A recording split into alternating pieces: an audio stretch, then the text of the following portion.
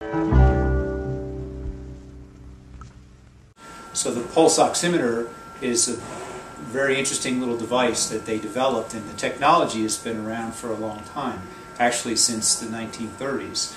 But the problems in measuring oxygen is that our blood is pulsatile, and what initially some of the tests used non-pulsatile situations on the earlobe.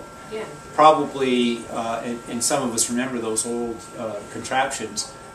Nowadays, we have a very sleek and tiny little compartment here with sophisticated electronics that allows us to measure that oxygen level in your on your hemoglobin. And it does so by, and you can see that there's a red light off here, and it emits light at different spectrums, at two different spectrums, and what happens is it's sending out a signal, and then it's interpreting that signal, perhaps much like radar would send out a signal to find a car speeding. It would send out that signal and then get input back. This is a diagram of what's happening inside the pulse oximeter. There's two lights in the pulse oximeter, an infrared light and a red visible light.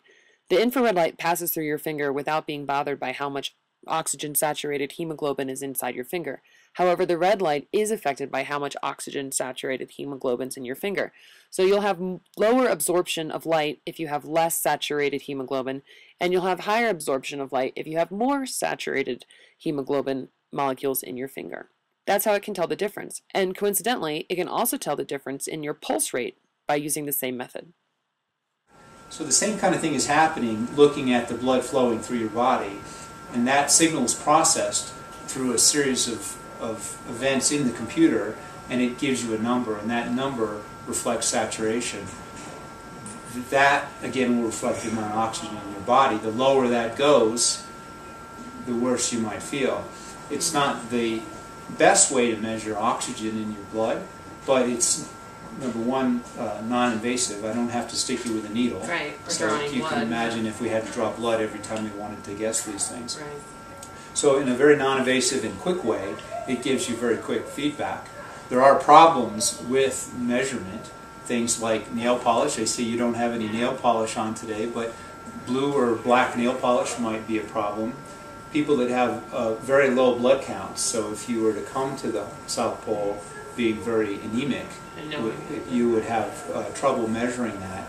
But one of the most common reasons that we have trouble measuring the saturation is because it's so cold outside. So I'll bet if I put you outside and let you shiver for maybe 5 minutes or so, and came in and took your finger and tried to measure, we wouldn't have a good measurement. And that's because all the vessels in your fingers are going to be constricted, and we no longer have that pulsatile flow. And we'd have to warm you up before we got that. So what's a good range on here to see in the blood oxygen saturation? Well, we can adjust that. If we were to put you on oxygen now, we would find that it would be close to 99 or sometimes even 100%, depending on how much oxygen we would put you on, and that would be because that oxygen is going to be absorbed very quickly, and it's going to bind very quickly to the hemoglobin, and therefore will get you up to 100%. If you were sick, feeling poorly, or had other medical issues, we would put you on oxygen, and we would see that number climb to 99 or 100%. But walking around, and we check you, and we can check you here again, and by simply just placing your finger inside the machine and making the measurement, and we'll see she's probably going to be about 90% or so, and there it is. And so she's running it. You're running at 90%, and that's a decent number. Most people are running 92 to 94% here. There's some variables in that, depending again on what your blood counts are and if you have other medical issues. But most people are running in the 90 to 94%. That'll change a little bit because the altitude changes here. And if it were to be a sudden shift in altitude, and in fact we have many people come into the clinic when if you notice on the scroll out there, when the altitude, the pressure altitude jumps up to close to 12,000 feet, at least 11,500 feet, people tend to feel a little bit worse. And then it'll scoot back down to 10,005, and even those small shifts can make people feel worse. That's right, the pressure here changes all the time, and it can make it feel a lot higher than our actual 9,300 feet above sea level. Today, for instance, the barometric pressure is 685.3 millibar, which makes us feel like we're about 1,000 feet higher than we actually are. I've seen it get as high as 11,200 feet. We don't understand a lot of those reasons why an individual might feel bad at the time, but certainly I see it a lot.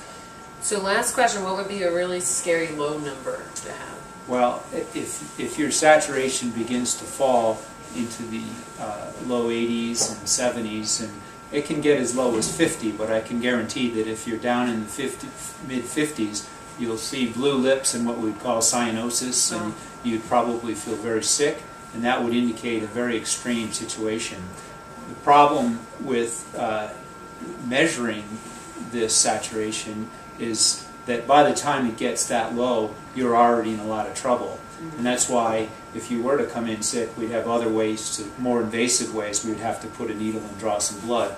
And that'll give us more instantaneous effects. So we would never want to wait until you came in into the clinic and you were dropping below 85 or even 80.